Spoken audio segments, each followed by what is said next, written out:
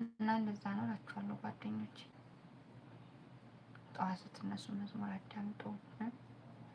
መዝሙር አዳምጣችሁ ጠዋት ተንቀልፋችሁ ስትነሱ መዝሙር ታዳምጣችሁ ደግሞ ቀኑን ሙሉ መዝሙሩ አንደበታችሁ ላይ አእምሯችሁ ላይ ቁጭ ብሎ ነው የሚለው።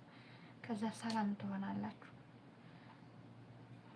ስለ ጭንቀት የሆነ ገጠመኝ እየሰማሁ ነበርና መምህር ሲያስተምር ማለት ነው የጭንቀት መንፈስ ጭንቀትን በሆነ ነገር ተደብቀን ወይ ደግሞ በሆነ ነገር ለማለፍ እንሞክራለን አለ ሲያስተምር ሰምቼ። ግን በሆነ ነገር ጭንቀትን ተደብቀን የምናልፈው አይደለም። ጭንቀትን የምናልፈው በጸሎት፣ በጾም እንዲሁም ደግሞ የበገና መዝሙር በማዳመጥ ነው አለ። ጭንቀትን እንትን የምንለው የጭንቀት መንፈስን የምንከላከለው እና ይሄ ጭንቀት ምናምን ወይኔ በጣም እኮ ነው የሚጨንቀኝ